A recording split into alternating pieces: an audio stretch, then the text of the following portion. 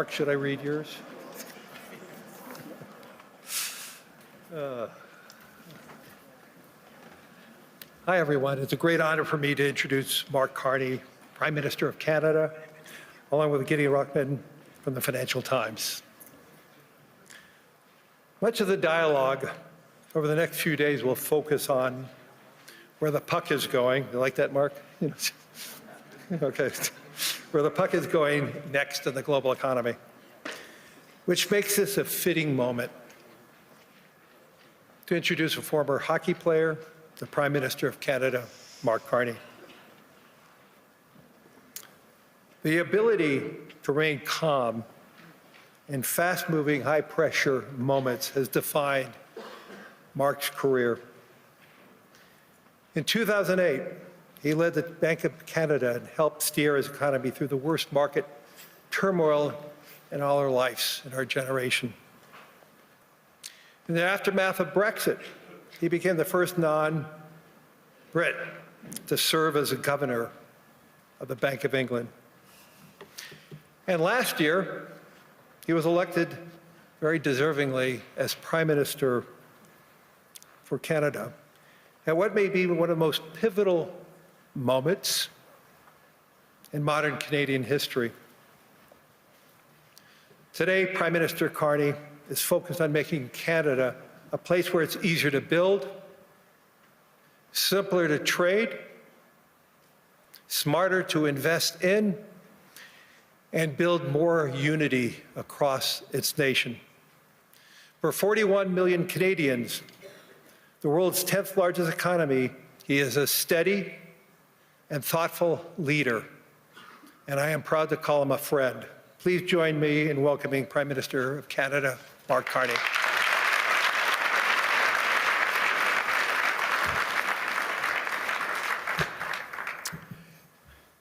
Thank you very much, Larry. I'm going to start in French, and then I'll switch back to English. Merci, Larry. Thank you, Larry. It is both a pleasure and a duty to be with you tonight in this pivotal moment that Canada and the world are going through. Today I will talk about a rupture in the world order, the end of a pleasant fiction and the beginning of a harsh reality, where geopolitics, where the large main power geopolitics is submitted to no limits, no constraints. On the other hand, I would like to tell you that the other countries, especially intermediate powers like Canada, are not powerless. They have the capacity to build a new order that encompasses our values, such as respect for human rights, sustainable development, solidarity, sovereignty, and territorial integrity of the various states. The power of the less power starts with honesty. It seems that every day we're reminded that we live in an era of great power rivalry, that the rules-based order is fading, that the strong can do what they can and the weak must suffer what they must. And this aphorism of Thucydides is presented as inevitable, as the natural logic of international relations reasserting itself. And faced with this logic, there is a strong tendency for countries to go along to get along, to accommodate, to avoid trouble, to hope that compliance will buy safety. Well, it won't. So what are our options? In 1978, the Czech dissident Václav Havel, later president, wrote an essay called The Power of the Powerless. And in it, he asked a simple question: how did the communist system sustain itself? And his answer began with a greengrocer.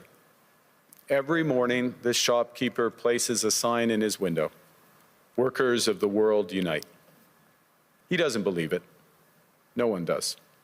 But he places the sign anyway to avoid trouble, to signal compliance, to get along. And because every shopkeeper on every street does the same, the system persists. Not through violence alone, but through the participation of ordinary people in rituals they privately know to be false. Havel called this living within a lie.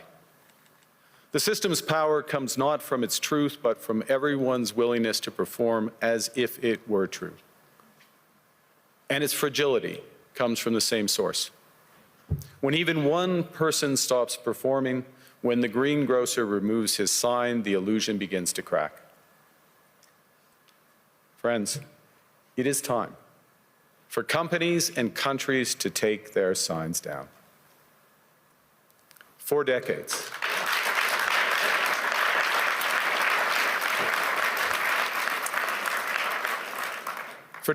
countries like Canada prospered under what we called the rules-based international order.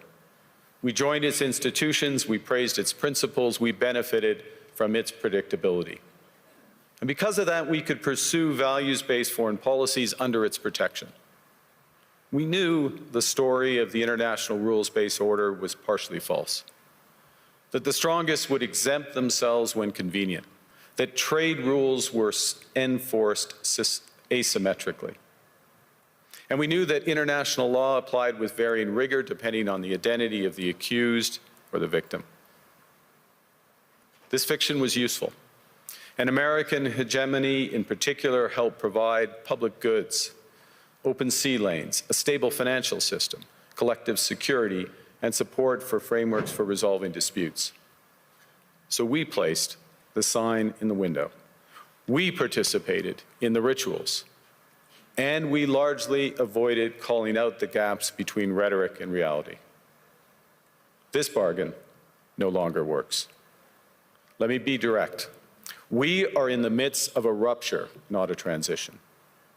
Over the past 2 decades, a series of crises in finance, health, energy, and geopolitics have laid bare the risks of extreme global integration.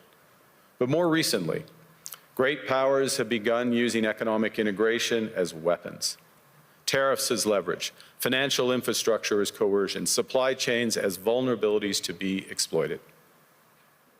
You cannot live within the lie of mutual benefit through integration when integration becomes the source of your subordination. The multilateral institutions on which the middle powers have relied, the WTO, the UN, the COP, the architecture, the very architecture of collective problem solving are under threat. And as a result, many countries are drawing the same conclusions, that they must develop greater strategic autonomy in energy, food, critical minerals, in finance and supply chains. And this impulse is understandable. A country that can't feed itself, fuel itself, or defend itself has few options. When the rules no longer protect you, you must protect yourself. But let's be clear-eyed about where this leads. A world of fortresses will be poorer, more fragile, and less sustainable. And there's another truth. If great powers abandon even the pretense of rules and values for the unhindered pursuit of their power and interests, the gains from transactionalism will become harder to replicate. Hegemons cannot continually monetize their relationships. Allies will diversify to hedge against uncertainty. They'll buy insurance, increase options in order to rebuild sovereignty. Sovereignty that was once grounded in rules but will increasingly be anchored in the ability to withstand pressure. This room knows this is classic risk management. Risk management comes at a price. But that cost of strategic autonomy, of sovereignty, can also be shared. Collective investments in resilience are cheaper than everyone building their own fortresses. Shared standards reduce fragmentations. Complementarities are positive sum. And the question for middle powers like Canada is not whether to adapt to the new reality. We must. The question is whether we adapt by simply building higher walls or whether we can do something more ambitious. Now, Canada was amongst the first to hear the wake-up call, leading us to fundamentally shift our strategic posture. Canadians know that our old, comfortable assumptions that our geography and alliance memberships automatically conferred prosperity and security, that assumption is no longer valid. And our new approach rests on what Alexander Stubb, the President of Finland, has termed value-based realism. Or to put another way, we aim to be both principled and pragmatic. Principled in our commitment to fundamental values, sovereignty, territorial integrity, the prohibition of the use of force except when consistent with the UN Charter, and respect for human rights. And pragmatic in recognizing that progress is often incremental, that interests diverge, that not every partner will share all of our values. So we're engaging broadly, strategically with open eyes. We actively take on the world as it is, not wait around for a world we wish to be. We are calibrating our relationships so their depth reflects our values. And we're prioritizing broad engagement to maximize our influence. Given the fluidity of the world at the moment, the risks that this poses, and the stakes for what comes next. And we are no longer just relying on the strength of our values, but also the value of our strength. We are building that strength at home. Since my government took office, we have cut taxes on incomes, on capital gains, and business investment. We have removed all federal barriers to interprovincial trade. We are fast-tracking $1 trillion of investments in energy, AI, critical minerals, new trade corridors, and beyond. We're doubling our defense spending by the end of this decade, and we're doing so in ways that build our domestic industries. And we are rapidly diversifying abroad. We've agreed a comprehensive strategic partnership with the EU, including joining SAFE, the European Defence Procurement Arrangements. We have signed 12 other trade and security deals on 4 continents in 6 months. The past few days, we've concluded new strategic partnerships with China and Qatar. We're negotiating free trade pacts with India, ASEAN, Thailand, Philippines, and Mercosur. We're doing something else. To help solve global problems, we're pursuing variable geometry. In other words, different coalitions for different issues based on common values and interests. So on Ukraine, we're a core member of the Coalition of the Willing and one of the largest per capita contributors to its defense and security. On Arctic sovereignty, we stand firmly with Greenland and Denmark and fully support their unique right to determine Greenland's future.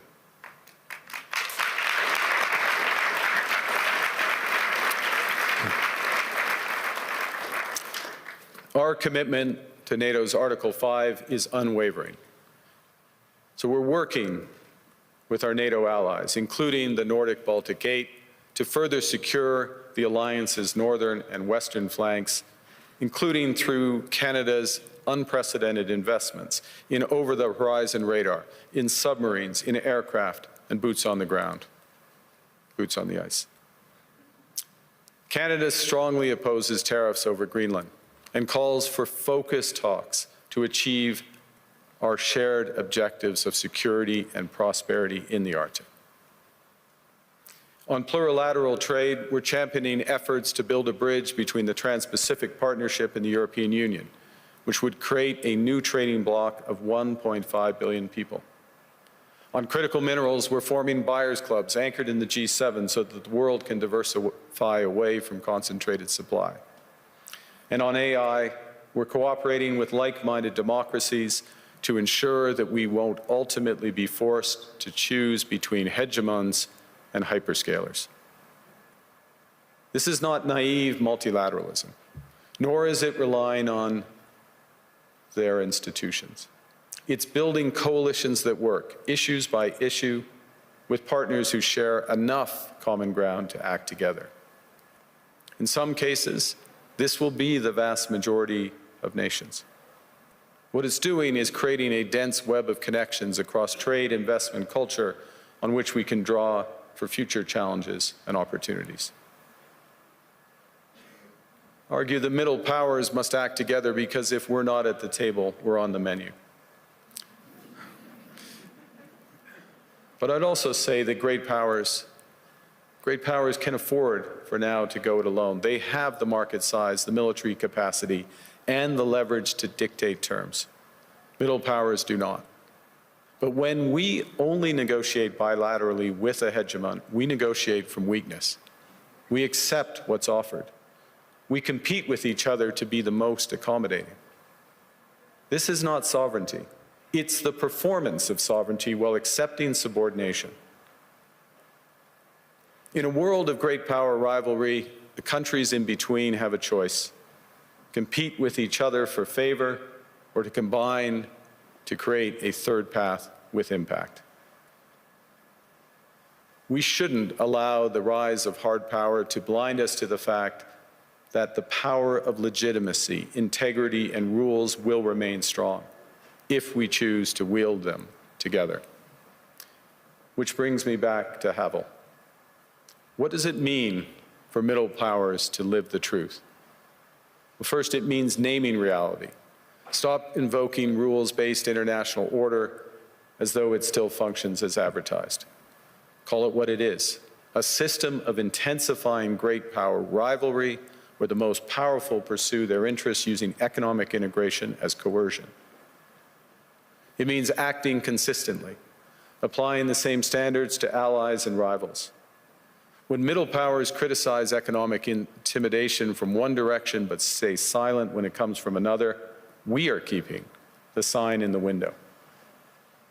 It means building what we claim to believe in. Rather than waiting for the old order to be restored, it means creating institutions and agreements that function as described. And it means reducing the leverage that enables coercion. That's building a strong domestic economy. It should be every government's immediate priority. And diversification internationally is not just economic prudence, it's a material foundation for honest foreign policy, because countries earn the right to principled stands by reducing their vulnerability to retaliation. So Canada. Canada has what the world wants. We are an energy superpower. We hold vast reserves of critical minerals. We have the most educated population in the world. Our pension funds are amongst the world's largest and most sophisticated investors. In other words, we have capital, talent. We also have a government with immense fiscal capacity to act decisively. And we have the values to which many others aspire. Canada is a pluralistic society that works. Our public square is loud, diverse, and free. Canadians remain committed to sustainability. We are a stable and reliable partner in a world that is anything but. A partner that builds and values relationships for the long term. And we have something else.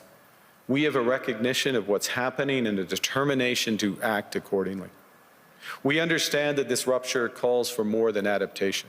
It calls for honesty about the world as it is. We are taking the sign out of the window. We know the old order is not coming back. We shouldn't mourn it. Nostalgia is not a strategy. But we believe that from the fracture, we can build something bigger, better, stronger, more just. This is the task of the middle powers. The countries that have the most to lose from a world of fortresses and the most to gain from genuine cooperation. The powerful have their power. But we have something too. The capacity to stop pretending, to name reality, to build our strength at home, and to act together. That is Canada's path. We choose it openly and confidently, and it is a path wide open to any country willing to take it with us. Thank you very much.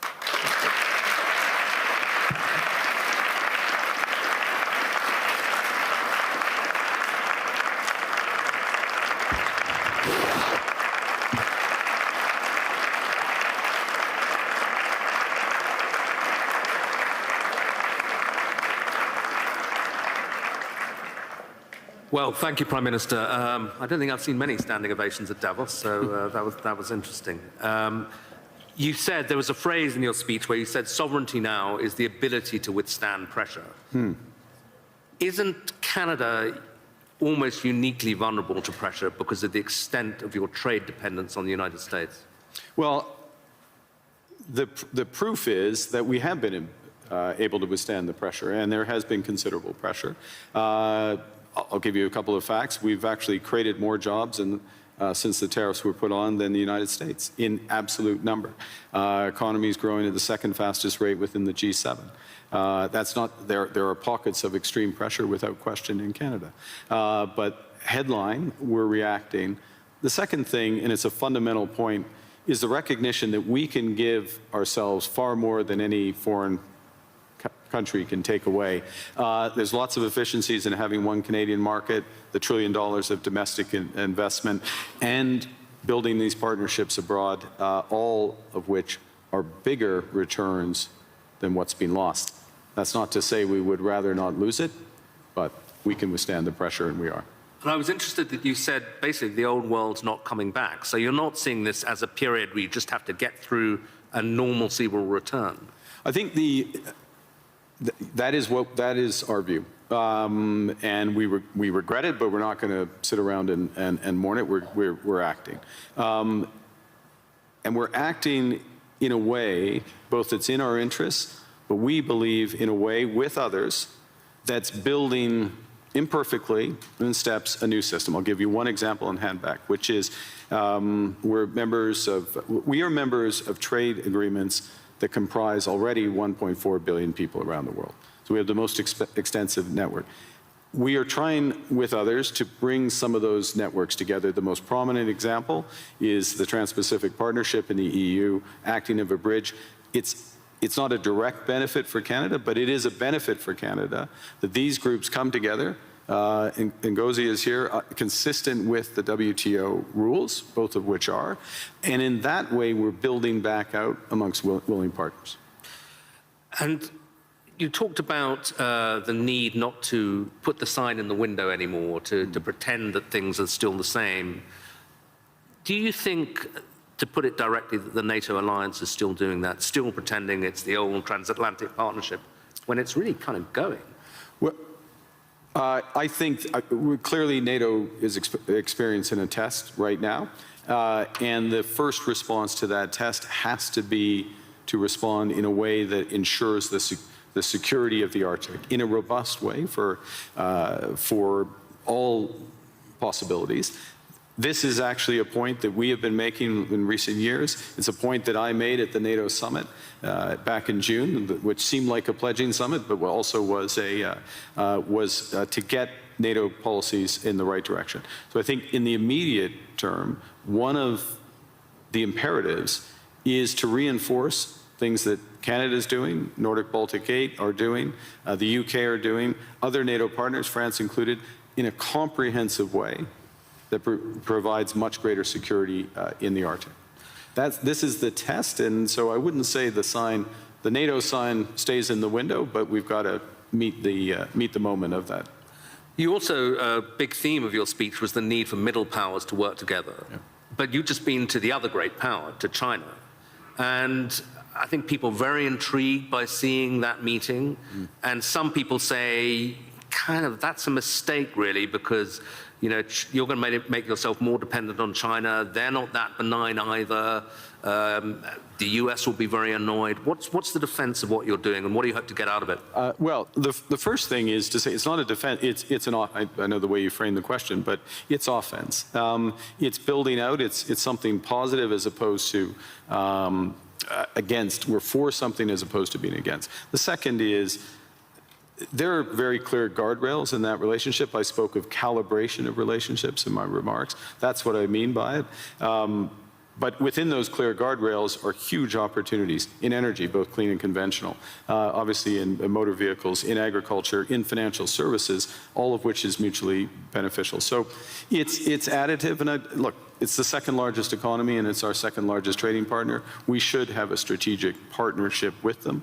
Within those guardrails, and that's what we've achieved. And it is an interesting reversal, though, because I think certainly during the Biden administration, there was this sense that the Western world was trying to decouple from China, or de-risk at least. Yeah. And is now in this new world, that really going to go into reverse, and de-risking from China because there are other risks is less of a thing. You need, again, many in this room, this is their livelihood, you need a web of connections. And to miss out in that web some of the largest ones, United States, we already have that, China, India, Mercosur, European Union, that's a mistake. That's not managing your relationships properly. That makes you stronger, makes you more resilient. And then on top of that, I'll give you again, I'll appeal since it's in the headlines to the Nordics. Nordics plus Canada, it's 20% of global GDP. It's not the first thing people would realize, but that relationship, which is deepening for security reasons, because we're like-minded, those are the types of partnerships that I think we'll see more of. And you got a round of applause when you said something strong about standing on principle on Greenland. Do you think we can find an off-ramp on that? I mean, I'm sure you'll speak of it, but put it this way, if there isn't an off-ramp, where does this go? I strongly believe that there's a better outcome that come from the discussions that have been catalyzed in an unusual way, admittedly, but and we absolutely stand by the principles that I referenced. That solution starts with security, and a security, yes, of Greenland, but more broadly of the Arctic. Canada is foursquare contributing to that. We're at the start of a major ramp up above and beyond, so we'll be a major contributor to that. NATO has to deliver on that. We're working intensively in order to do it. As well, prosperity for the people of Greenland. In the end, it comes back to the people there, and there are opportunities to do that in ways that would strengthen all of the alliance. And when President Trump says, oh, you know, Greenland's under threat from Russia, even from China, is that for real? I would say that there are threats. Russia is without question a threat in the Arctic, without question. Russia does lots of horrible things, and I'll take the opportunity to condemn their unjustified and horrific assault on Ukraine, almost at its fourth year. They are a real threat in the Arctic, one against we need to protect, which is why we have 364 5-day air, sea, and land presence. It's why we're adding to our submarine fleet, adding to our air fighter fleet, why we're building out over-the-horizon radar to protect from Russian missile threats and others, and why we will work with our NATO partners. The threat is more prospective than actual at this stage in terms of actual activity in the Arctic, and we intend to keep it that way. Another big issue that's going to come up this week is this board of peace that President Trump is keen on. I'm not sure whether it's for Gaza or for the entire world, but apparently Canada's been invited. Are you going to join? We have been invited, and let me start by, I think we should recognize the progress that has been made in at least getting towards the end of the first phase of this process. And the activation, if I can put it that way, of the process to set up the Board of Peace is the start of phase 2. Our view is, and that's to be welcomed, and this is a positive vehicle. Our view is we need to work on the actual structure of the vehicle. You just referenced, is it for Gaza? Well, the UN resolution, Security Council Resolution 2803, references a Board of Peace for Gaza. That's where we see it becoming immediately operative, and it needs to be, in our view, it's better to be designed in that way for the immediate needs there. There are many other needs around the world, first point. Second point, it needs to coincide with the immediate full flow of humanitarian aid into Gaza. We are still not where we need to be. Conditions still are horrific, so that needs to come alongside.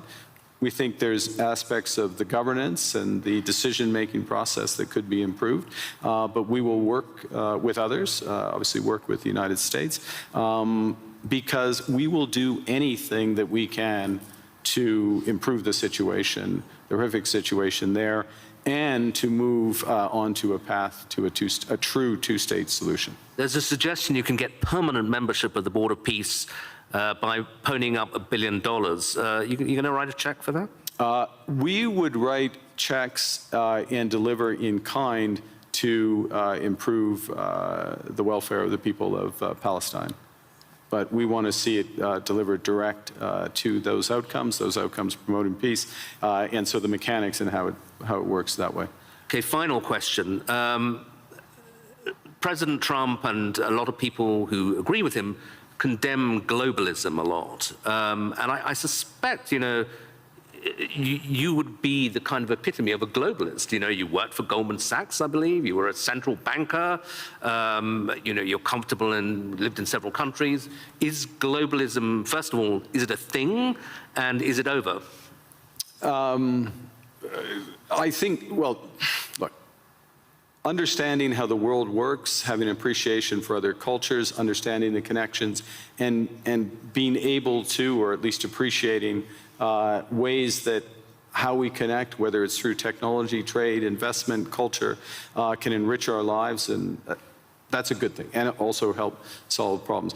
Being detached from where you live and the broader needs of society,